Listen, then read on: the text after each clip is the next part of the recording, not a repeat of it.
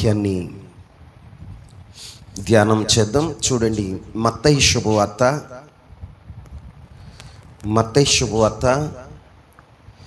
25వ అధ్యాయము 29వ వచనాన్ని చదువుకుందాం. మత్తయి శుభవార్త 25వ అధ్యాయము 29వ వచనం. కలిగిన ప్రతివానికి ఇయ్యబడును అతనికి సమృద్ధి కలుగును. లేని వాని వద్ద నుండి వానికి కలిగినదియు తీసివేయబడును. చాలండి, అందరి మాట నాతో చెప్పండి. కలిగిన వానికి ఇయ్యబడును, అతనికి సమృద్ధి కలుగును. అతనికి సమృద్ధి కలుగును. ప్రియులరా, ఇక్కడ చదువుకున్నటువంటి లేఖన భాగాన్ని ధ్యానం చేసినప్పుడు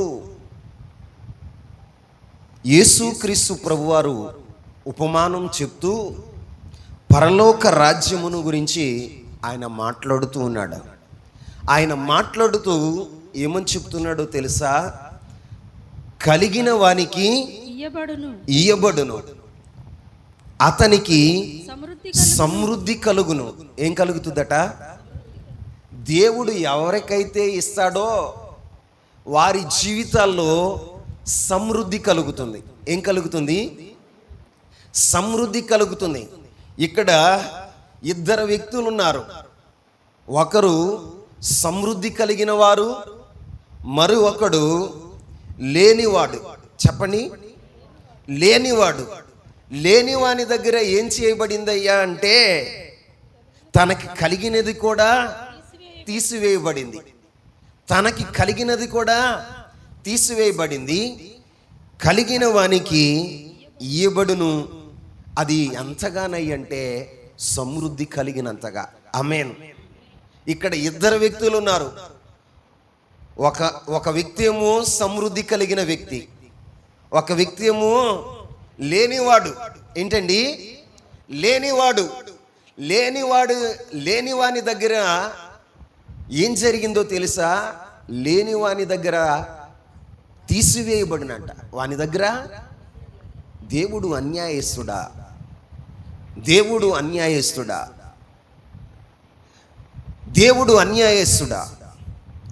దేవుడు అందరినీ సమానంగా చూసే దేవుడు కదా. మరి ఎందుకు ఒకరి పక్షానేమో ఒకరికేమో సమృద్ధిగా కలగ చేస్తున్నాడు, ఒకరికేమో లేని వానికేమో ఉన్నది కూడా తీసివేస్తున్నాడు. చాలామంది ఇదే సమాజంలో అనుకుంటూ ఉంటారు, కలిగినోడికే కలుగుతుంది. ఏం జరుగుతుంది? కలిగినోడికే కలుగుతుంది, లేనోడు ఎప్పుడు లేనివాడుగానే ఉంటున్నాడు అని అనుకుంటున్నారు. ప్రభు అయిన యేసుక్రీస్తు ప్రభువారు ఆయన ఉపమానం చెప్తూ, ఆయన చెప్పిన ఉపమానం ఏంటంటే, ఒక యజమానుడు ఉన్నాడు. ఆయన దేశాంతరం వెళ్తా తన ఆస్తిని తన దాసులకు ఇచ్చాడు. తన దాసులకు పంచి ఇచ్చిన వాడుగా ఉన్నాడు. ఒకడికి 5 తలంతులు, ఒకడికి 2 తలంతులు, ఒకనికి 1 తలంతు చొప్పున వారి సామర్థ్యం చొప్పున యజమానుడు తన దాసులకు ఇచ్చాడు. ఒరే బాబు, నేను ఈ తలంతులు ఇస్తున్నాను, వీటితో మీరు వ్యాపారం చేయండి. నేను వచ్చిన రోజున మిమ్మల్ని లెక్క అడుగుతాను. ఏమడుగుతాడు? లెక్క అడుగుతానని చెప్పి ఒకడికి 5 తలంతులు, ఒకడికి 2 తలంతులు, ఒకడికి 1 తలంతు మాత్రమే ఇచ్చాడు. 1 తలంతు మాత్రమే ఇచ్చాడు. యజమానుడు దూర ప్రాంతం వెళ్ళాడు. కొన్ని సంవత్సరాల తర్వాత ఆయన తిరిగి వచ్చాడు. తిరిగి వచ్చి లెక్క అడుగుతున్నాడు. ఏమడుగుతున్నాడు? లెక్క అడుగుతున్నాడు. ఆయన దూర ప్రాంతం వెళ్ళేటప్పుడు ఏం చేయమన్నాడు అంటే, వ్యాపారం చేయండి అన్నాడు. ఏం చేయమన్నాడు? వ్యాపారం చేయండి. నేను ఇచ్చిన ఆ తలంతులతో వ్యాపారం చేయండి అని చెప్పి వెళ్ళిపోయాడు. చెప్పి వెళ్ళిపోతే 5 తలంతులు తీసుకున్నవాడు యజమానుడు చెప్పిన రీతిగా 5 తీసుకుని వాటితో వ్యాపారం చేసి కష్టపడి, నమ్మకంగా కష్టపడి, ప్రయాసపడి ఏం చేశాడు తెలుసా? 5కు 5 సంపాదించాడు. రెండవ వాడు కూడా అలాగే సంపాదించాడు. 1 తీసుకున్నవాడు ఏం చేశాడో తెలుసా? యజమానుడి దగ్గర నుంచి తలంతు తీసుకున్న వెంటనే దాన్ని రుమాలో కట్టి, ఎక్కడ కట్టి? రుమాల్లో కట్టి భూమిలో పాతి పెట్టాడు. ఎక్కడ పాతి పెట్టాడండి? భూమిలో పాతి పెట్టాడు. చెప్పిన రీతిగా యజమానుడు రానే వచ్చాడు. చెప్పిన రీతిగా యజమానుడు రానే వచ్చాడు. ఎక్కువ ఇచ్చిన వాడిని పిలిచాడు. ఎక్కువ ఇచ్చిన వాడిని పిలిచి లెక్క అడుగుతున్నాడు. ఆమేన్. లెక్క అడుగుతున్నాడు. చూడండి, 16వ వచనం నుంచి చదువుదాం. 5 తలాంతులు తీసుకున్నవాడు 5 తలంతులు తీసుకొనినవాడు వెళ్ళి వాటితో వ్యాపారం చేసి మరి 5 తలాంతులు సంపాదించెను. మరి 5 తలాంతులు సంపాదించెను. అలాగునే 2 తీసుకున్నవాడు మరి 2 సంపాదించెను. అయితే 1 తలాంతు తీసుకున్నవాడు వెళ్ళి భూమి త్రవ్వి తన యజమాని సొమ్ము దాచిపెట్టెను. దాచిపెట్టాడు. బహుకాలము తరువాత ఆ దాసుల యజమానుడు వచ్చి వారి యొద్ద లెక్క చూచుకొనెను. అప్పుడు 5 తలాంతులు తీసుకున్నవాడు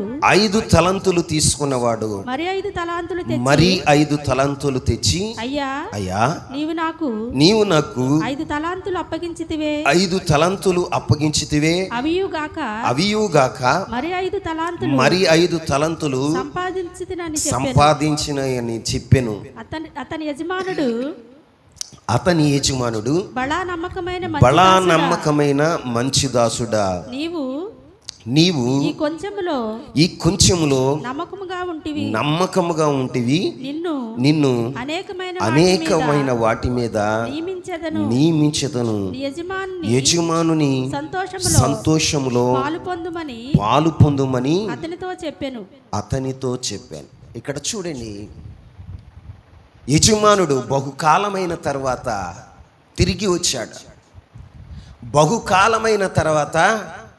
తిరిగి వచ్చాడు. ఎక్కువగా ఇచ్చిన వాడిని లెక్క చూడటానికి వాడిని పిలిచాడండి. పిలిచినప్పుడు వాడు ఎలా ఉన్నాడో తెలుసా? యజమానుడు వచ్చేంతవరకు కష్టపడేవాడుగా ఉన్నాడు. ఆమేన్. ఏం చేసిన వాడుగా ఉన్నాడు? యజమానుడు వచ్చేంత వరకు కష్టపడేవాడుగా ఉన్నాడు. అతడు యజమానుడు వచ్చేంత వరకు కష్టపడుతూనే ఉన్నాడు. అతనిలో యజమానుడు ఏం చూశాడో తెలుసా? యజమానుడు రాగానే ఆయన అంటాడు, అయ్యా నీవు నాకు 5 తలాంతులు ఇచ్చావు. ఏమిచ్చావు?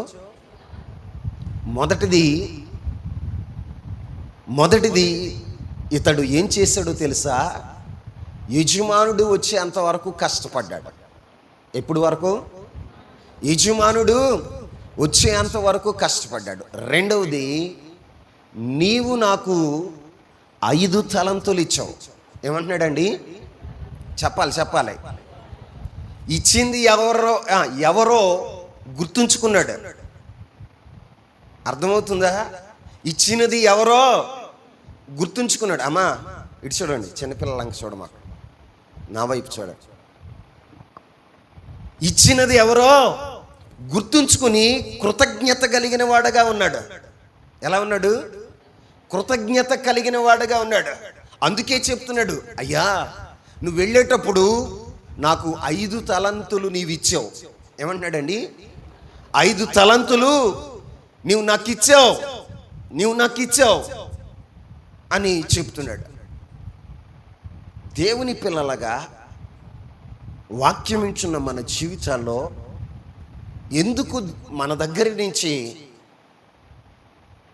మనకు సమృద్ధి కలగట్లా? ఎందుకు మన దగ్గర నుంచి ఉన్నవి తీసివేయబడుతున్నాయి? ఇతగాడికేమో సమృద్ధి కలిగిందట. ఏం కలిగింది? సమృద్ధి కలిగిందట. అక్కడ రాయబడిన మాట ఏంటి? కలిగిన వానికి ఇయ్యబడును, అతనికి సమృద్ధి కలిగెను. ఆమేన్. మరి నీ జీవితంలో, నా జీవితంలో ఎందుకు అలా జరగట్లా? ఎందుకు అలా జరగట్లా? జీవితంలో సమృద్ధి లేని అనుభవాలు. ఆరోగ్యము సమృద్ధి లేదు, సమృద్ధి అయిన ఆరోగ్యం లేదు.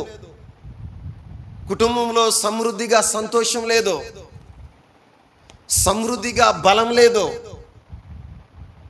సమృద్ధిగా మన చేతుల నిండా సమృద్ధి లేదు. ఎక్కడ చూసినా సమృద్ధి లేనటువంటి అనుభవం. కానీ ప్రభు వాక్యం చెప్తుంది, అతనికి కలిగిన వానికి ఇయ్యబడును, అతనికి సమృద్ధి కలుగును. ఎందుకు అతనికి సమృద్ధి కలిగిందంటే, ఇతగాడు ఏం చేస్తాడో తెలుసా? యజమానుడి కొరకు యజమానుడు వచ్చేంత వరకు కష్టపడుతున్నాడు. ఆమేన్. యజమానుడు వచ్చేంత వరకు కష్టపడ్డాడు. రెండవది, అతనిలో ఏముందో తెలుసా? ఇచ్చింది ఎవరో గుర్తు చేసుకున్నాడు. ప్రతి క్షణం తన మదిలో ఉంది, నా యజమానుడు నన్ను ప్రేమించి, నా యొక్క టాలెంట్ని చూసి, ప్రభువు నా యొక్క సామర్థ్యాన్ని చూసి నాకు 5 తలంతులు ఇచ్చాడు. నేను ప్రభు కొరకు కష్టపడాలి, ప్రభు వచ్చేంత వరకు కష్టపడాలి అని కష్టపడ్డాడు.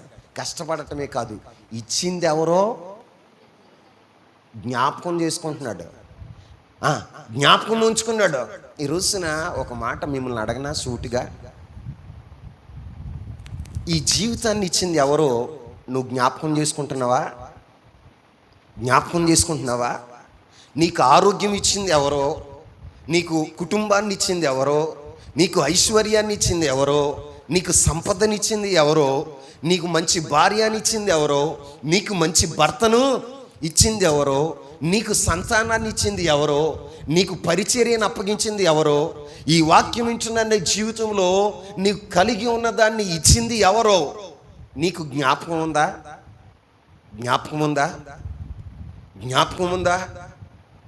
జ్ఞాపకం ఉంటే ఎలా ఉంటామో తెలుసా? కృతజ్ఞత కలిగి ఉంటాం. ఏం కలిగి ఉంటాం? కృతజ్ఞత కలిగి ఉంటాం. ప్రభు ఇచ్చాడు కాబట్టి ప్రభు కొరకు కష్టపడాలి, ప్రభు వచ్చేంత వరకు కష్టపడాలని ఈ దాసుడు ఏం చేస్తున్నాడు తెలుసా? ఇచ్చిన వాడిని జ్ఞాపకం చేసుకుంటున్నాడు. ఏం చేసుకుంటున్నాడు? మనకి ఆస్తి ఇస్తే ఆస్తి ఇచ్చిన దేవుణ్ణి జ్ఞాపకం చేసుకోం. మనమేమో అనుకుంటాం తెలుసా? నా తెలివితేటల వల్లనే. ఎందువల్లనంట? వీటి వలన? ఎవరిచ్చారండి? ఉద్యోగమైనా, వ్యాపారమైనా, వ్యవసాయమైనా, నీ జీవితంలో లేకపోతే ఏదైనా నీ జీవితంలో ఇచ్చింది ఎవరో చెప్పరే? ఆరోగ్యం ఇచ్చినా, సమృద్ధి ఇచ్చినా, సంతానం ఇచ్చినా, సౌభాగ్యం ఇచ్చింది ఎవరండి? నిన్ను ప్రేమించిన నీ దేవుడు. ఆమేన్. నిన్ను ప్రేమించిన నీ దేవుణ్ణి నువ్వు జ్ఞాపకం చేసుకుంటున్నావా? ఈ రోజున చాలా మంది జీవితాల్లో జ్ఞాపకం ఉండదు. దేవుడు జ్ఞాపకం ఉండడండి. కృతజ్ఞత ఉండదు. కృతజ్ఞత లేని వారి దగ్గర నుంచి దేవుడు ఏం చేస్తాడో తెలుసా? తీసివేస్తూ ఉంటాడు. ఏం చేస్తాడు? తీసివేస్తూ ఉంటాడు. కొంతమంది ఎలా ఉంటారో తెలుసా? ఇచ్చిన వాడిని మర్చిపోతారు. ఏం చేస్తారు? మేలు చేసిన వాడిని మర్చిపోతారు. ఈ దాసుడు అలాంటి వాడు కాదు. నీవే ఇచ్చేవయ్యా. ఏమంటున్నాడు? నీవే ఇచ్చేవయ్యా. నువ్వు వెళ్ళేటప్పుడు 5 తలంతులు నాకు ఇచ్చేవయ్యా. నేను కష్టపడ్డా. నేనేం చేశానో తెలుసా? 5 సంపాదించా.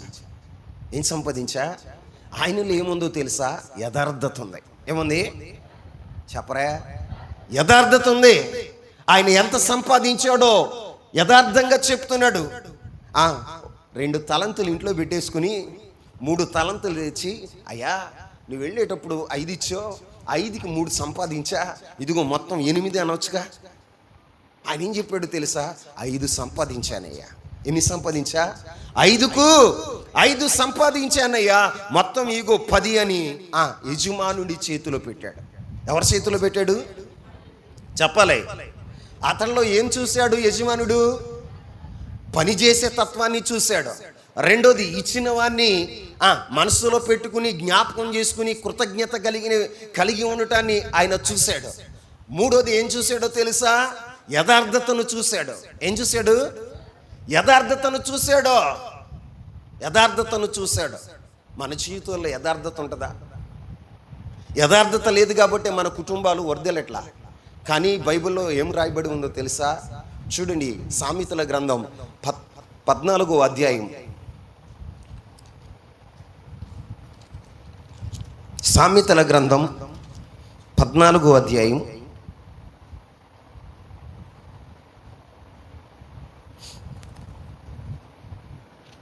11వ వచనం. భక్తిహీనుల ఇల్లు నిర్మూలమగును, యథార్థవంతుల గుడారము వర్ధిల్లును. ఏమవుతుంది చెప్పలే? ఎవరి గుడారం వర్ధిల్లుతుంది? యథార్థవంతులు గురించి ఇంకొక మాట రాయబడి ఉంటుంది. సామెతల గ్రంథం 11:11 చూడండి. యథార్థవంతుల దీవెన వలన పట్టణమునకు కీర్తి కలుగును.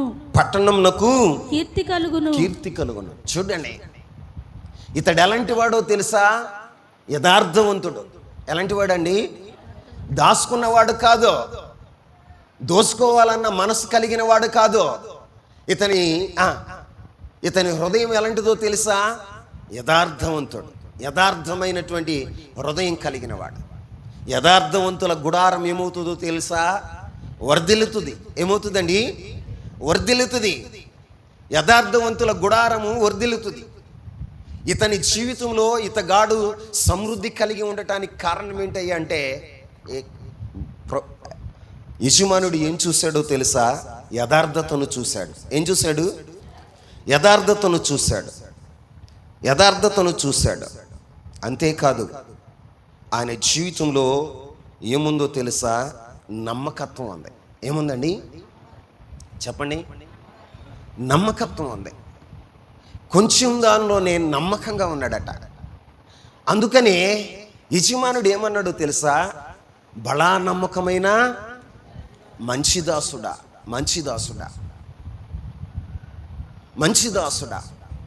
పనిచేసే తత్వాన్ని చూసి, యథార్థతను చూసి, కృతజ్ఞతను చూసి, ఇచ్చిన వాడిని గుర్తుంచుకున్న విధానాన్ని చూసి ఆయన ఏమంటున్నాడో తెలుసా? బలా నమ్మకమైన మంచి దాసుడు. నమ్మకమైన వాడు. ఇతడు ఎలాంటి వాడు? నమ్మకమైన.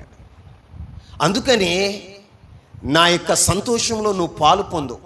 నువ్వు చిన్న దాంట్లో కొంచెంలో నమ్మకంగా ఉన్నావు కాబట్టి నీవు ఇదిగో 10 పట్టణాల మీద అధికారివై ఉండు. ఏమన్నాడండి?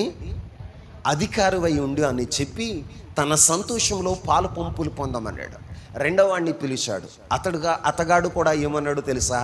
2కు 2 సంపాదించానయ్యా. అతన్ని కూడా చూసి నమ్మకమైన బలా నమ్మకమైన మంచి దాసుడా, నీవు కొంచెములో నమ్మకంగా ఉన్నావు. ఇదిగో నీవు కూడా 4 పట్టణాల మీద, ఎన్ని పట్టణాలు? 4 పట్టణాల మీద అధికారి అయి ఉండి నా సంతోషంలో నువ్వు పాలు పంపులు పొందు అని చెప్పాడు. పాలు పంపులు పొందు అని చెప్పి 10 తలంతులు కలిగిన వాడికి 5 తలంతులు ఇచ్చిన వాడికి ఏం చేశాడు తెలుసా? 5 + 5 మొత్తం 10 ఎవరికి ఇచ్చారు? మొదట 5 తలంతులు తీసుకున్న వాడికి 5 + 5కి 5 సంపాదించాడండి. 10 తలంతులు ఎవరికి ఇచ్చాడో తెలుసా? వాడికే ఇచ్చేశాడు. ఎవరికి ఇచ్చాడు? దాసుడికే. ఆ దాసుడికే ఇచ్చేశాడు యజమానుడు. 2 తీసుకున్నవాడు 2కి 2 సంపాదించాడు. 4 తలంతులు కూడా ఎవరికి ఇచ్చాడో తెలుసా?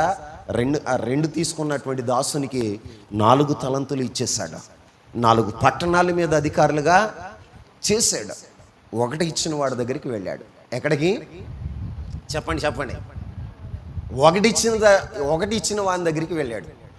ఒకటిచ్చిన వాని వైఖరి ఎలా ఉందో తెలుసా? వాడి మాట విధానం ఎలా ఉందో తెలుసా? చాలామంది జీవితాల్లో ఇలాంటి వైఖరే కలిగి ఉంటారు. చాలామంది వారి మాటల ద్వారానే దేవుని ఉద్దేశం ఏంటో తెలుసా? ఆయన తలంతులు ఇవ్వటానికి ఇష్టపడతాడు. ఏం చేస్తాడు? తలంతులు ఇవ్వటానికి ఇష్టపడతాడు. సమృద్ధి కలగాలనే, సంతోషంగా ఉండాలనే దేవుడు ఆశపడే దేవుడు. కానీ మన మాటలు ఉంటాయి చూడు, మన మాటల వైఖరి ఉంటుంది చూడు, మన ప్రవర్తన ఉంటుంది చూడు, ఆ ప్రవర్తనే మనల్ని బీదవారిగా చేస్తుంది. ఏం చేస్తుంది? బీదవారిగా చేస్తుంది. చాలామంది ఎలా ఉంటారో తెలుసా? ఎలా ఉంటారో తెలుసా? ఇక్కడ వాడు చూడండి ఎలా ఉన్నాడు.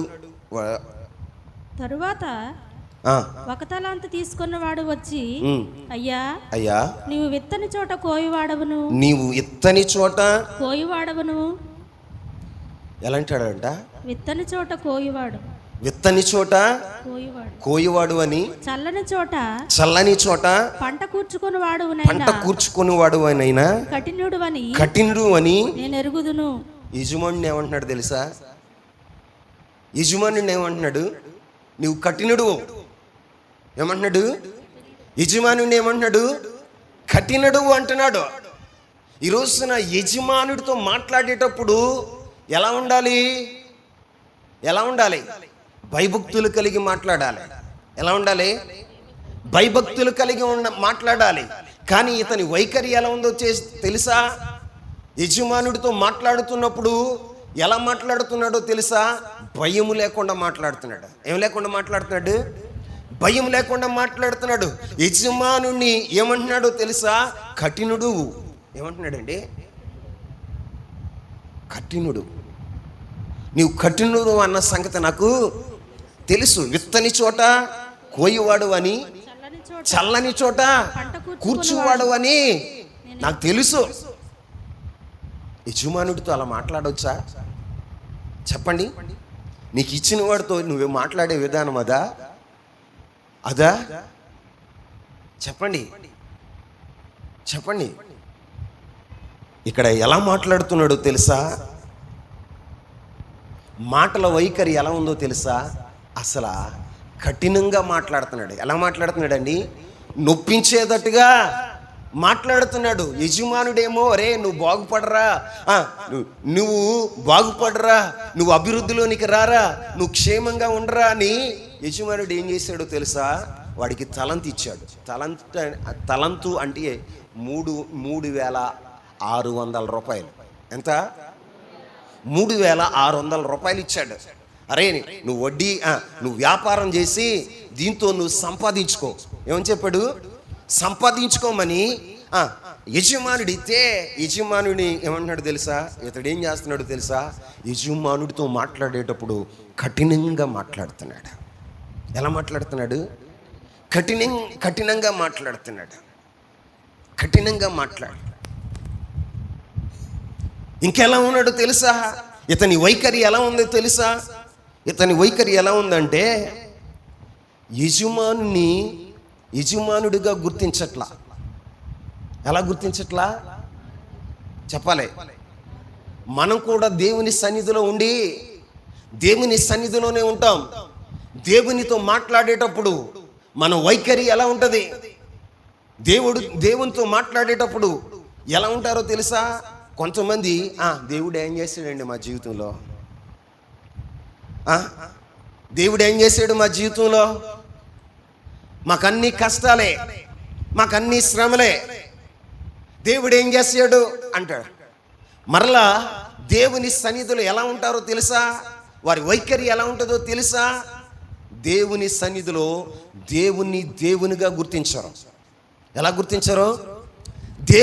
దేవునిగా గుర్తించరు. ఆయనకు భయపడవలసిన వారు, ఆయనకు విధేయత చూపవలసిన వారు, ఆయనకి కృతజ్ఞత స్తుతి చెల్లించవలసిన వారు, ఆయన్ని స్తుతి ఆరాధన చేయవలసిన వారు ఆయన స్తుతించరండి. ఆయన సన్నిధిలో భయపడరు. బైబిల్లో ఒక మాట రాయబడి ఉంది, నీవు దేవుని మందిరమునకు పోయినప్పుడు నీ ప్రవర్తన జాగ్రత్తగా ఉండాలి. కొంతమంది ప్రవర్తన జాగ్రత్తగా ఉండదు. దేవుని సన్నిధికి వచ్చినప్పుడు వారి ప్రవర్తన జాగ్రత్తగా ఉండదు. ఎందుకంటే దేవుణ్ణి దేవునిగా వారు గుర్తించారు, దేవుణ్ణి దేవునిగా వారు గౌరవించారు. వారి జీవితాలు ఎలా ఉంటాయో తెలుసా? వారి జీవితాలు ఎలా ఉంటాయో తెలుసా? ఈ వ్యక్తిలాగానే ఉంటాయి. దేవుని ఎదుట ఉన్నా కూడా, దేవుడే ఎదుట నిలబడినా కూడా మాట్లాడే విధానం ఎలా ఉంటుందో చూడండి. నువ్వు కఠినాత్ముడు, నువ్వు విత్తని చోట కోయేవాడు, చల్లని చోట కూర్చుకునేవాడు. నువ్వు కఠినుడు అన్న సంగతి నేను ఎరుగుదును.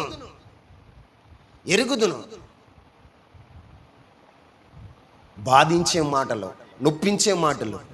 కొంతమంది విశ్వాసుల జీవితాలు ఎలా ఉంటాయో తెలుసా? దేవుని సన్నిధిలో దేవుణ్ణి నొప్పిస్తూ ఉంటారు, దేవుని నొప్పిస్తూ ఉంటారు.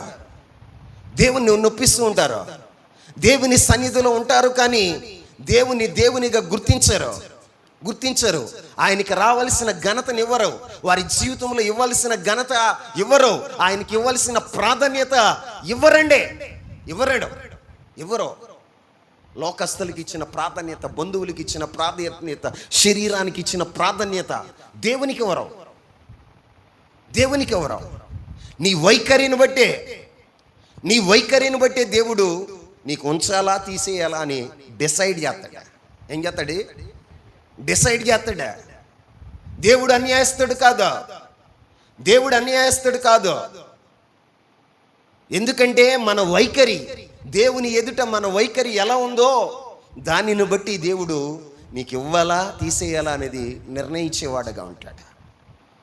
చాలామంది మందిరాల్లోనే ఉంటారు, దైవికమైన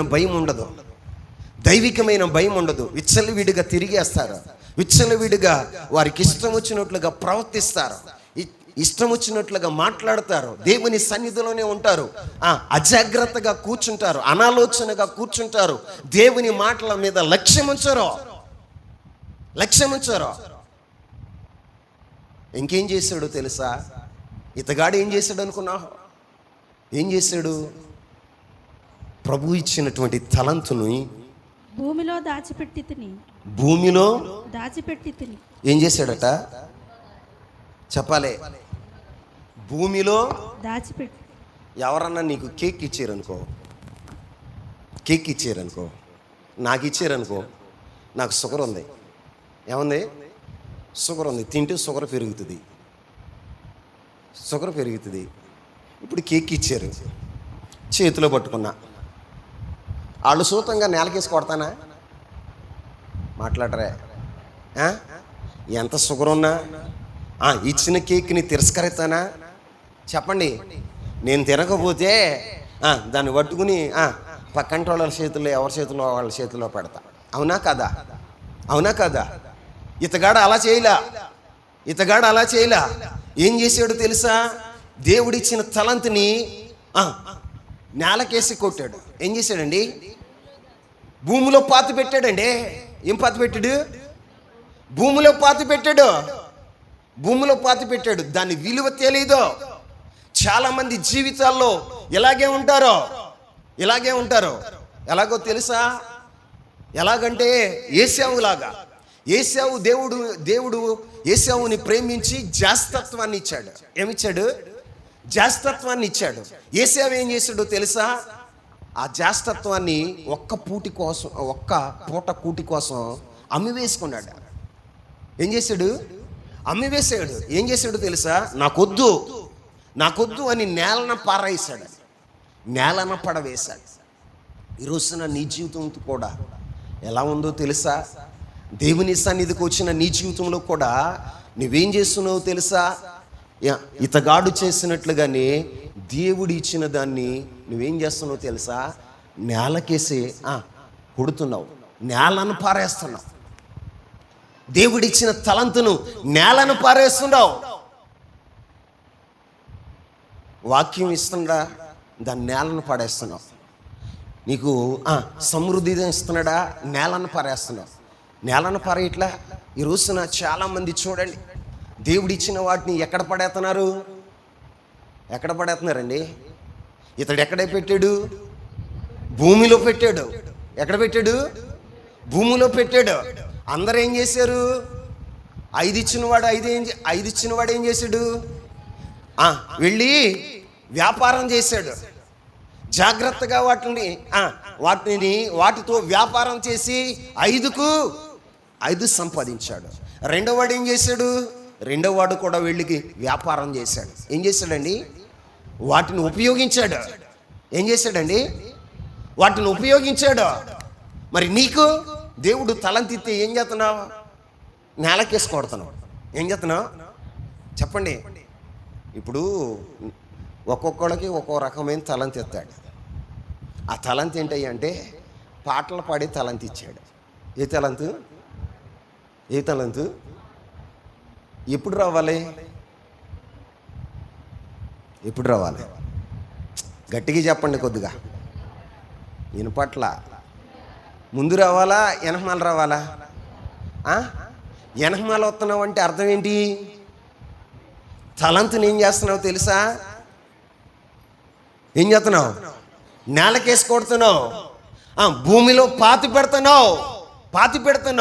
ప్రార్థించే కృపిచ్చాడు నీకు. ప్రార్థించే కృపిచ్చాడు. నువ్వేం చేయాలి? అందరికంటే ముందు వచ్చి ప్రార్థన చేయాలి. చేయాలా వద్దా? మాట్లాడరే. అది అందరికీ రాదు. కొందరిని ప్రత్యేకించి దేవుడు ఏర్పరచుకుంటాడు. ఏర్పాటులో ఉన్న వారికి కొన్ని కృపావరాలు ఆయన ఇస్తూ ఉంటాడు. తలంతులు ఇస్తూ ఉంటాడు. ఆ ఇచ్చిన తలంతులను ఏం చేయాలో తెలుసా? సద్వినియోగం చేయాలి. ఏం చేయాలి? సద్వినియోగం చేయాలి. పరిచర్య చేసే కృపావరం కొంతమందికి ఇస్తాడు తలంతు.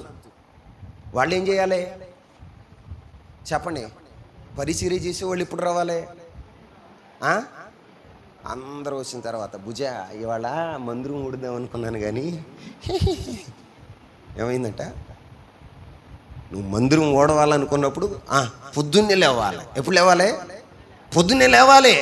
అది నీ బాధ్యత. దేవుడు నీకు అప్పగించాడు. నీ మీద నమ్మకం పెట్టుకుని ఇచ్చాడు. నువ్వేం చేస్తావు తెలుసా? ఆ నమ్మకాన్ని ఒమ్మి చేస్తున్నావు. ఈ రోజున నీ జీవితంలో నిన్ను రక్షించింది ఎందుకో తెలుసా? నీ ద్వారా అనేక మంది దేవుని సన్నిధికి రావాలన్న ఉద్దేశంతో దేవుడు నిన్ను రక్షించాడు. అన్ని జనుల నుంచి నిన్ను సపరేట్ చేశాడు. చీకటిలో నుంచి ఆశ్చర్యకరమైన తన వెలుగులోనికి నిన్ను ఎందుకు పిలిచాడయ్యా అంటే నీ ద్వారా ఆయన ఏదో ఎక్స్పెక్ట్ చేశాడు. నువ్వేం చేస్తున్నావు తెలుసా? ఆయన నమ్మకాన్ని ఒమ్మి చేస్తున్నావు. ఏం చేస్తున్నావు చెప్పండి? నీ మీద పెట్టుకున్న ఆశ, నీ మీద పెట్టుకున్న నమ్మకం ఏం చేస్తున్నావు తెలుసా? నీళ్లు జల్లేస్తున్నావు. ఏం జల్లేస్తున్నావు చెప్పలే? నీళ్లు జల్లేస్తున్నావు. ఇతగాడు చేసిన పని అదే. యజమానుడు వచ్చేంత వరకు ఏం చేశాడు తెలుసా? భూమిలో పాతి పెట్టాడండి. ఎక్కడ పాతి పెట్టాడు? చాలామందికి ఎన్నెన్నో తలంతులు దేవుడు ఇస్తున్నాడు. ఆ తలంతులను ఏం చేస్తున్నారో తెలుసా? సద్వినియోగం చేసుకోకుండా నేలపాలు చేస్తున్నారు. ఏం చేస్తున్నారండి? నువ్వే కేక్ ఇచ్చావు నాకు, నేను కేక్ నేలకేసి కొడితే ఎట్లా ఉంటుంది నీ మనసు చెప్పాలి. మరి యజమానుడి మనసు ఎలా ఉంటుంది అంటారు? చెప్పండి. యజమానుడి మనసు ఎలా ఉంటుంది అంటారు? ఎంత ఫీల్ అయిపోతాడు, ఎంత బాధ నొందుతాడు. అదేం లేదు మనకి. మనం ఎలా ఉంటాడో తెలుసా?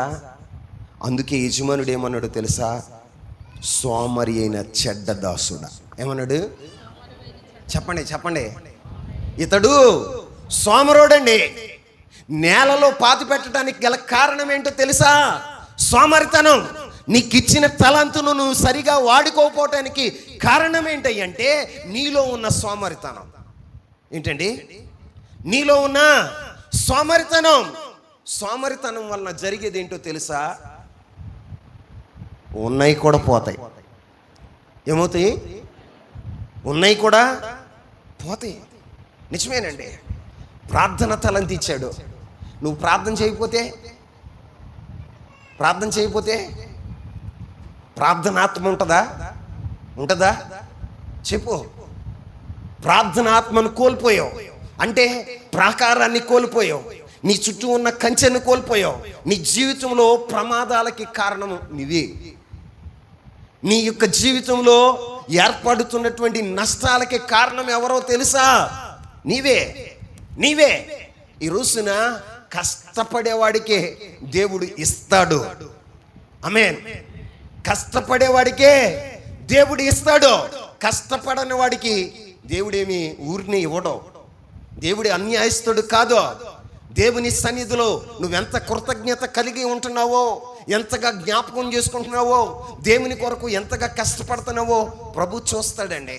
ప్రభు చూస్తాడు. ఇతగాడు ఎలాంటి వాడో తెలుసా? సోమరివాడు. ఎలాంటి వాడండి?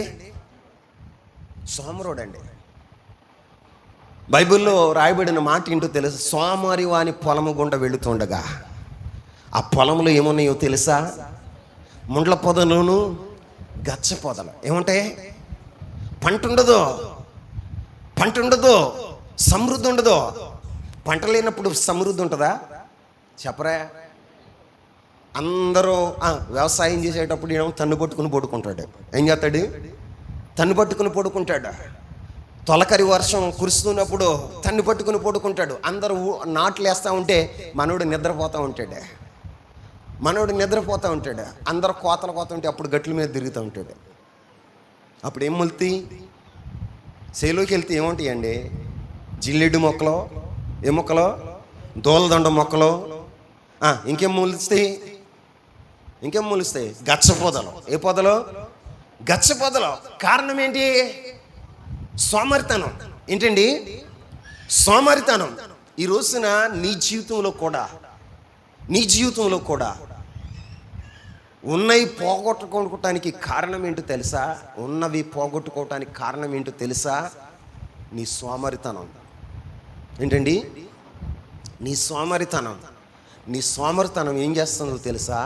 ఉన్నవి పోగొట్టుకోవటానికి కారణం అవుతుంది. ఈ రోజున ఇతగాడి దగ్గర నుంచి దేవుడు ఆ తలంతును తీసివేసుకోవటానికి కారణం ఏంటో తెలుసా? ఇతనిలో ఉన్న సోమరితనం. ఇచ్చిన ఆ తలంతును సద్వినియోగం చేసుకోవాలా. ఏం చేసుకోవాలా? సద్వినియోగం చేసుకోకపోతే ఏం చేస్తాడు? దాన్ని ఉపయోగించే వాడికి ఎత్తాడు కానీ ఉపయోగం లేని వాడి దగ్గర ఉంచుతాడా? చెప్పరా? మాట్లాడరు. ఈ రోజున మన జీవితంలో సోమరితనం ఉందనుకోండి, మన జీవితంలో ఏమవుతుందో తెలుసా? సమస్తాన్ని కోల్పోతాం. ఏం కోల్పోతాం? మా బాబోళ్ళు, మా తాత ప్రేమించి మా బాబులకి పొలాన్ని ఇచ్చారు. మా తాతోళ్ళు వారికి ముగ్గురికి 3 ఏళ్ళు. ఎంత? 3 ఏళ్ళు 21 ఎకరం. ఒకటే ప్లాట్ ఉండేది. మంచి బోరు ఉండేది. మా నాన్నోళ్ళు ఏం చేసేవాళ్ళు తెలుసా? కూలోళ్ళని సేలోకి పంపించి వీళ్ళు చక్కగా క్లబ్లో కూర్చునేవాళ్ళు. ఎక్కడ? క్లబ్లో కూర్చునేవాళ్ళు. ప్యాకెట్ ఆడతా కూర్చునేవాళ్ళు. సేలో కూలికి వెళ్ళిన వాళ్ళు పని చేస్తున్నారో లేదో, కూర్చున్నారో పడుకున్నారో, లేకపోతే సేలో ఉన్న పంట ఇంటికి తీసుకెళ్ళిపోతున్నారు, వీళ్ళకి తెలీదు. ఎక్కడున్నారు వీళ్ళు? ఎక్కడున్నారండి? ఉంటుందా పొలం? చెప్పరా? 21 ఎకరం నిష్కారణంగా అమ్మేసుకున్నారు. ఎంతకో తెలుస్తుందా? చాలా తక్కువకి. చాలా ఇళ్ల స్థలం అంత కూడా లేదు. ఇప్పుడున్న ఇళ్ల స్థలం అంత కూడా వాళ్ళకి అమ్మేసుకున్నారండి. ఇప్పుడు చిన్న ముక్కలు, ఇంటి ముందు ఉన్న ముక్కలోనే ఇక ఏంటి 60 సెంట్లు, 50 సెంట్లు, అవి కూడా సగం పోరంబాకులు, సగం ఏమో పట్ట. మా నాన్నకి 68 సెంట్లు వచ్చింది. అందులో 20 సెంట్లు పోరంబాకులు, మిగిలిన పట్ట. 44 సెంట్లు ఎంతో పట్ట ఉంది, మిగిలినంత పోరంబాకు. ఆ ప్లాట్ ఇచ్చిన దాన్ని సద్వినియోగం చేసుకోకపోతే, దేవుడు మంచోడే, దేవుడు కృప కలిగిన వాడే, దేవుడు నీ అభివృద్ధిని ఆశీర్వాదాన్ని కోరుకున్నవాడే. కానీ ఆయన నీకు ఇచ్చిన దాన్ని ఏం చేయాలో తెలుసా? సద్వినియోగం చేసుకోవాలి. ఏం చేయాలి? సద్వినియోగం చేసుకోవాలి. నీ పరిచర్య అయినా, నీ కుటుంబమైనా, నీ యొక్క వ్యాపారమైనా, నీ వ్యవసాయమైనా, నీకు ఇచ్చిన దాన్ని దేన్నైనా కానీ ఏం చేయాలో తెలుసా? సద్వినియోగం చేయాలి. ఏం చేయాలి? సద్వినియోగం చేయాలి. కష్టపడాలి దాని కొరకు. నీకు వ్యాపారం ఇచ్చాడా? దాని కొరకు కష్టపడు. నీకు ఉద్యోగం ఇచ్చాడా? దాని కొరకు కష్టపడు. వ్యవసాయం ఇచ్చాడా? దాని కొరకు కష్టపడు. కష్టపడమంటే దేవుణ్ణి మర్చిపోమని కాదు, దేవుణ్ణి మర్చిపోమని కాదు. అయ్యా మీరే చెప్పారు కదా అయ్యా కష్టపడమని. ఆదివారం కూడా సెలవునే ఉండమని కాదు. కృతజ్ఞత కలిగి ఇచ్చిన వాడు ఎవరో జ్ఞాపకం ఉండాలి. జ్ఞాపకం ఉండాలి. ఈ రోజున ఆయుష్ని ఇచ్చినవాడు, ఆరోగ్యాన్ని ఇచ్చినవాడు, క్షేమాన్ని ఇచ్చినవాడు, నెమ్మదిని ఇచ్చినవాడు, ఇవి ఇచ్చినవాడు ఎవరో జ్ఞాపకం చేసుకుంటే కృతజ్ఞత నీకు ఉంటుంది. ఆమేన్. ఇచ్చినవాడు జ్ఞాపకం లేకపోతే నువ్వు ఎట్లా ఉంటావో తెలుసా? వీళ్ళగానే మాట్లాడతావు. ఏమంటావో తెలుసా? దేవుడు ఏం చేశాడు రా? దేవుడు ఏం చేశాడు? 5 ఏళ్ళు నోట్లోకి వెళ్ళేటట్టుగా చేశాడుగా. నీ కుటుంబంలో క్షేమాన్ని ఇచ్చాడుగా. నువ్వు తలదాసుకోవటానికి ఒక చక్కటి గృహం ఇచ్చాడుగా. నీ యొక్క శరీరాన్ని కప్పుకోవటానికి మంచి వస్త్రాన్ని ఇచ్చాడుగా. చాలదా నీకు? నువ్వు కష్టపడితే వృద్ధిలోకి వస్తావు. ఏం చేస్తావు? కష్టపడితే వృద్ధిలోకి వస్తావు. నువ్వేం చేస్తావు? సోమరోడివి. నీ మనస్తత్వం ఏంటో తెలుసా? వెంట్రుక వేసి కొండను లాగాలి మనం. ఏంటి చెప్పండి? రేగి సీటు కింద పడుకుని అని నోరు సాపి రేకయ్య నన్ను నోట్లో ఏం పడు రేగ్గాయ పడతావు. నేను అంటాను పెంట పడుతుంది. ఏం పడుతుంది? ఆ రేగి సీటు మీద ఏ పిట్ట ఉంటుంది, అది రెట్టేస్తుంది. అరే దేవుడు నీకు ఇచ్చిన దాన్ని సద్వినియోగం చేసుకోవాలి. ఏం చేయాలి? సద్వినియోగం చేసుకోవాలి. ఇతగాడు ఏం చేశాడో తెలుసా? దేవుణ్ణి దేవుడిగా గుర్తించాల. ఇతడు ఏం చేశాడో తెలుసా? దేవుడిచ్చిన తలంతుని దేవుడు చూస్తూ ఉండగానే భూమిలో పాతి పెట్టాడు. ఎక్కడ పాతి పెట్టాడు? భూమిలో పాతి పెట్టాడు. ఇతడేం చేశాడో తెలుసా? సోమరివాడుగా ఉన్నాడు. ఎలా ఉన్నాడు? సోమరివాడిగా ఉన్నాడు. అందుకే ఇతగాడి దగ్గర ఉన్నది తీసేసి వేరే వాడికి ఇచ్చాడు. ఏం చేశాడు? 10 తలంతులు కలిగిన వాడికి 11ది కూడా ఇచ్చాడు. ఆమేన్. నువ్వు సురుకుగా పనిచేస్తే, ప్రభు వచ్చేంత వరకు నువ్వు పని చేయగలిగితే, నీ జీవితంలో ప్రభు ఇచ్చాడని గుర్తించి ఆ కృతజ్ఞత కలిగి ఆయన పనిని నువ్వు సక్రమంగా చేయగలిగితే 10 తలంతులే కాదు 11వ తలంతు కూడా నీకే ఇస్తాడు. ఆమేన్. పక్కంటోడిది కూడా తీసి నీకే ఇస్తాడు. ఆమేన్ చెప్పండి. పక్కంటోడిది తీసి కూడా నీకే. ఆయన అన్యాయస్తుడైన దేవుడు కాదు, కష్టపడేవాడికి ఎప్పుడు ఇస్తానే ఉంటాడు. ఆమేన్. ఏంట్రా ఇడికి ఇచ్చాడు అంటే, ఇప్పుడు మన ఇంట్లో ఒక వ్యక్తి ఉన్నాడు, వాడు మనం చెప్పిన పనల్లా చేస్తున్నాడు. మరి వాడికి పని చెప్తామా? పని చేయనోడికి పని చెప్తామా? మాట్లాడరా? చేసేవాడికి పని చెప్తాం.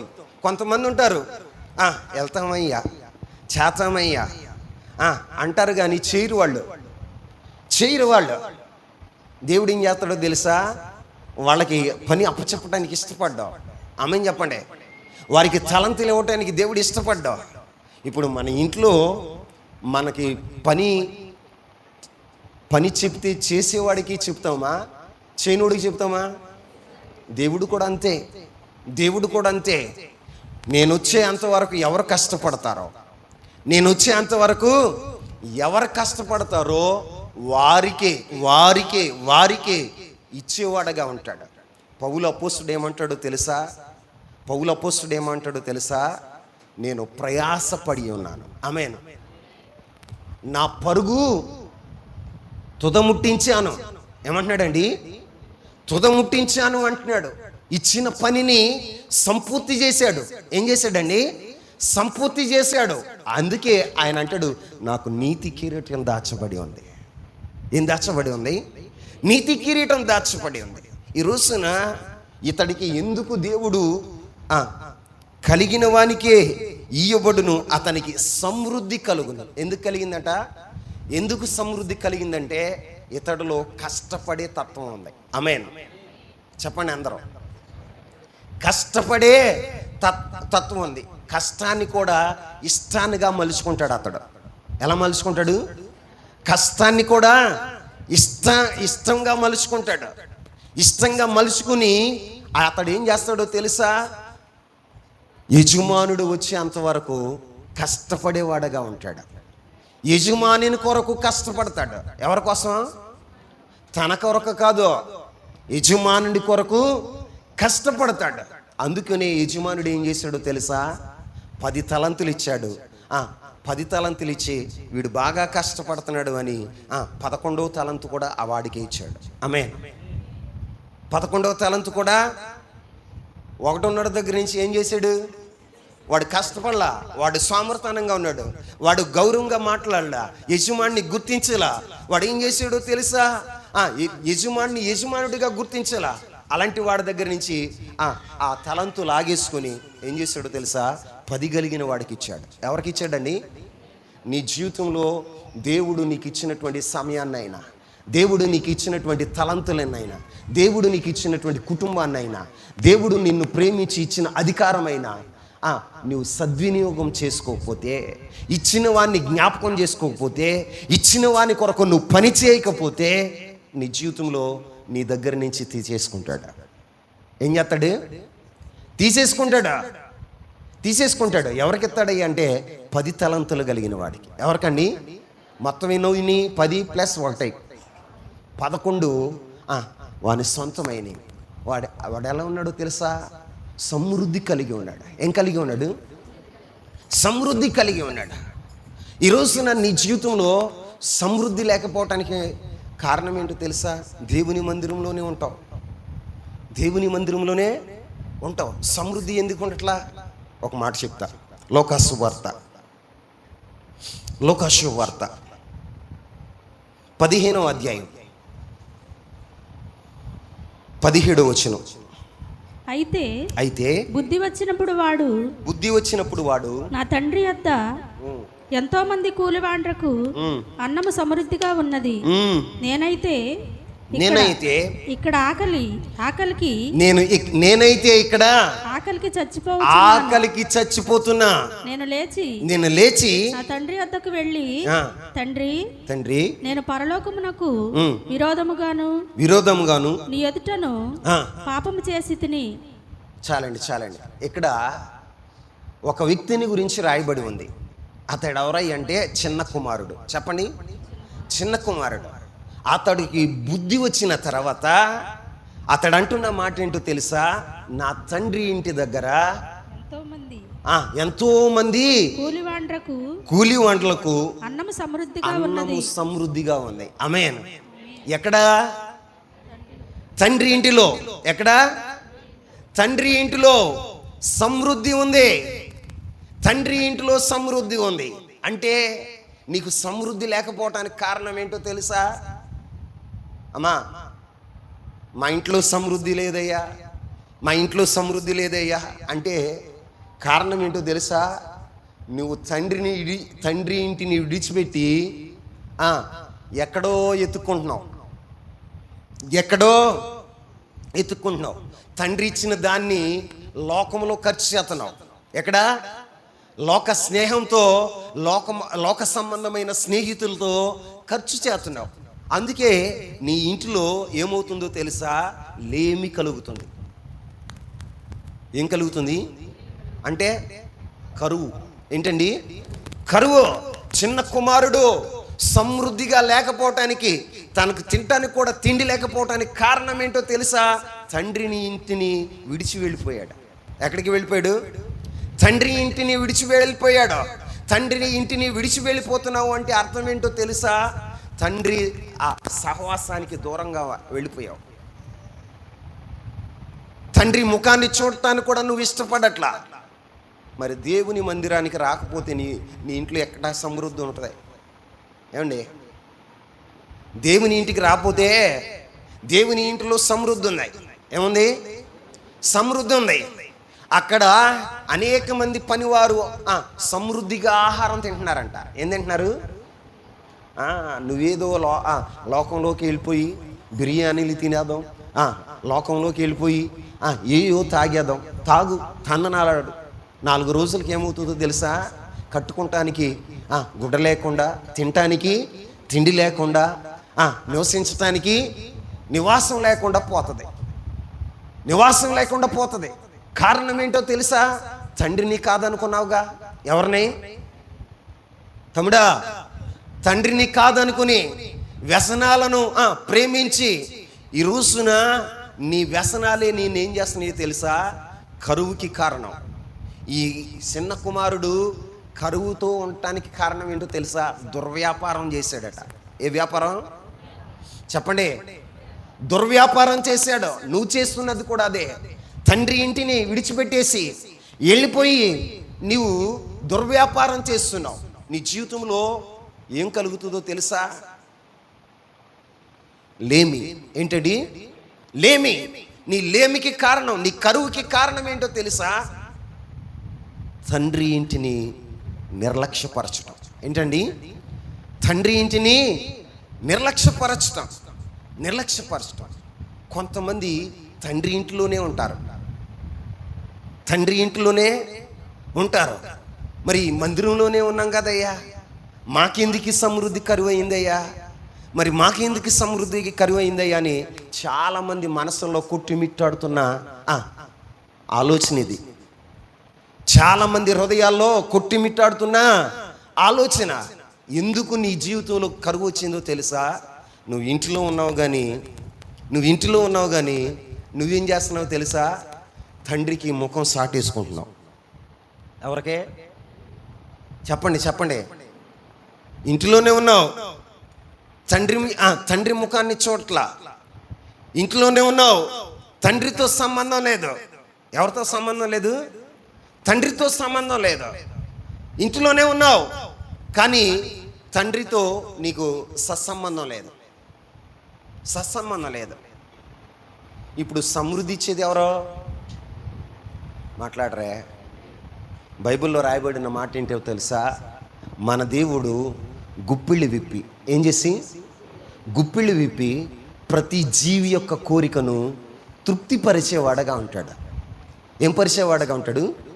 తృప్తిపరిచేవాడుగా ఉంటాడు. మరి నీకు సమృద్ధినిచ్చే దేవుడు, నీ యొక్క కోరికను తీర్చే దేవుడు తండ్రి. ఆయనతో నీకు సత్సంబంధం లేకపోతే, ఆయన ముఖ దర్శనం నువ్వు చేసుకోకపోతే నీకు లేమి కాక ఏమవుతుంది? ఈ రోజున బైబిల్లో రాయబడిన మాట ఏంటో తెలుసా? నీవు తీగ నుండి వేరయ్యేవాడు. దేని నుండి చెప్పండి? ద్రాక్షవల్లి నుండి వేరైన తీగ ఏమవుద్ది? ద్రాక్షవల్లితో సంబంధం లేదు. దీంతో ద్రాక్షవల్లిని నేను, తీగలు మీరు అన్నారు ప్రభు. ద్రాక్షవల్లిని నేను, తీగలు మీరు అన్నారు. ఇప్పుడు ఈ తీగ ఎవరితో సంబంధం కలిగి ఉండాలి చెప్పాలి? ద్రాక్షవల్లితో. ఎవరితో? ద్రాక్షవల్లితో సంబంధం కలిగి ఉండాలి. దేవుని మందిరానికి వస్తున్న నీవు దేవునితో సంబంధం కలిగి ఉండాలి. దేవుని మందిరానికి వస్తున్న నీవు ఆయన ముఖ దర్శనాన్ని చేసుకోవాలి. దేవుని మందిరానికి వస్తున్న నీవు దేవునితో సత్సంబంధం ఏర్పాటు చేసుకోవాలి. ఆమేన్. మరి దేవుని సన్నిధికి వస్తున్న నీవు దేవునితో సత్సంబంధం ఉందా? దేవునితో మాట్లాడే అనుభవం ఉందా? దేవుని సన్నిధికి వస్తున్న నీ జీవితంలో దేవునిలో నుండి జీవాన్ని పొందుకునే అనుభవం మనం కలిగి ఉన్నామా? మందిరానికి వస్తాం, వచ్చాం, వెళ్ళిపోయామా, వెళ్ళిపోయాం. వచ్చావు, వెళ్ళిపోయావు. నీ వలన లాభం ఏంటి? వచ్చిన నీవు దేవుని ముఖ దర్శనాన్ని చేసుకోవాలిగా. వచ్చిన నీవు నీ సమస్య ఏంటో తండ్రికి చెప్పుకోవాలిగా. ఇంట్లో ఉన్న తండ్రికి నువ్వే సమస్య చెప్పట్లా, ఏ సమస్య చెప్పట్లా, నీ అక్కర్లు ఎలా తీరుతాయి? ఇప్పుడు ఈ తండ్రి ఇంట్లోనే ఉన్నావు, ఎక్కడున్నావు? ఇప్పుడు నాకు చెప్పులు కావాలండి, నేను ఎవరిని అడగాలి? మా నాన్న అడగాలి. అవునా కదా? మరి నీకు కావాలంటే మీ నాన్న అడగాలి. మీ నాన్న మా నాన్న ఎవరయ్య అంటే పరలోకపు తండ్రి. ఎవరు? పరలోకపు తండ్రి. ఆయన సన్నిధి, ఆయన ఇంట్లోనే ఉంటున్నావు, కానీ మౌనంగా ఉంటున్నావు. ఎట్లాగా? ఆయనతో మనకు సంబంధం లేదు. ఆయన ఇటు వస్తున్నాడు అనుకో, మన ముఖం అడు తిప్పుతున్నాం. మనం వస్తున్నామా? ఆయన వచ్చే టయానికి మనం ఏం చేస్తామో తెలుసా? ఏం చేస్తాం? ఇంట్లోనే ఉన్నాం, నిద్రపోతున్నాం. ఏం చేస్తున్నాం? సత్సంబంధం ఉంటుందా? తండ్రి మాట్లాడతాడా? అరే నా పిల్లోడు పడుకున్నాడులే, ఏమంటుకుంటాడు? నా పిల్లోడు పడుకున్నాడులే, ఆయన లేపుతుంది ఎందుకులే అనుకుంటాడు. అంతేగా నీ జీవితంలో కూడా అదే జరుగుతుంది. మందిరానికి వస్తున్నావు కానీ దేవునితో సంబంధం లేదు. ఎవరితో సంబంధం లేదు? దేవునితో సంబంధం లేదు. చాలామంది మందిరంలోనే ఉంటారు, చాలా సంవత్సరాలుగా మందిరాల్లోనే ఉంటారు. దేవునితో వ్యక్తిగత అనుభవం ఉండదు. ఏముండదండి? నేను ఎప్పుడు పదే మీకు చెప్తా, మనుషులు ఎవరితో మీకు సంబంధం లేకపోయినా పర్లేదు, కానీ నీ దేవునితో మాత్రం వ్యక్తిగత సంబంధం ఉండాలి. ఆయనతో రిలేషన్షిప్ ఉండాలి. ఆయనలో ఉంటేనే నువ్వు ఫలిస్తావు, ఆయనలోనే ఉంటేనే నీకు సమృద్ధి, ఆయనలో ఉంటేనే ఆయన జీవం నీలో ప్రవహించేదిగా ఉంటుంది. ఆయనలో నీవు ఉంటేనే బహుగా ఫలించగలుగుతావు. ఆమేన్. కలిగిన వానికి సమృద్ధి కలుగును అంటున్నాడు. సమృద్ధి కలుగును. నీకు సమృద్ధి కలగాలి అంటే తండ్రితో నీకు రిలేషన్ ఉండాలి. ఎవరితో? తండ్రితో రిలేషన్ ఉండాలి. తండ్రితో రిలేషన్ లేకపోతే నీకేముండదో తెలుసా? సమృద్ధి ఉండదు. ఏముండదండి? చిన్న కుమారుడి జీవితంలో కూడా తండ్రి యొక్క సహవాసాన్ని విడిచిపెట్టాడు, తండ్రి యొక్క ఇంటిని విడిచిపెట్టేశాడు, తండ్రి ముఖాన్ని చూడకూడదు అనుకున్నాడు. చివరికి ఏమయ్యాడో తెలుసా? తినటానికి తిండి లేక, కట్టుకుంటానికి వస్త్రాలు లేక, తలదాచుకోవటానికి నీడ లేకపోయింది. నీ జీవితంలో దేవుని కాదనుకుని, దేవుని ఇంటిని కాదనుకుని, దేవుని మందిరాన్ని కాదనుకుని, స్వసిత్వాన్ని నెరవేర్చాలని, సొంత ఆలోచనలు నెరవేర్చుకోవాలని, నీలో రేగుతున్నటువంటి ఇచ్చలను నెరవేర్చుకోవాలని నీవు బయలుదేరి వెళితే నీ కుటుంబంలో కలిగేది ఏంటో తెలుసా? కరువు. ఏంటండి? కరువు. ఉన్నాయి కూడా పోగొట్టుకుంటావు. నువ్వు దేవునితో ఏం కలిగి ఉండాలో తెలుసా? సత్సంబంధం. ఏం కలిగి ఉండాలి? సత్సంబంధం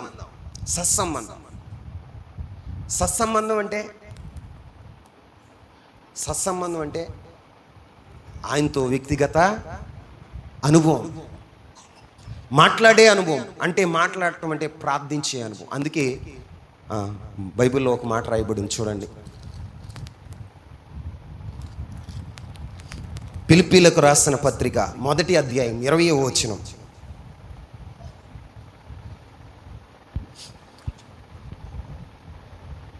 నేను మిగుల అపేక్షించుచు నిరీక్షించుచున్న ప్రకారముగా మీ ప్రార్థన వలన యేసుక్రీస్తు యొక్క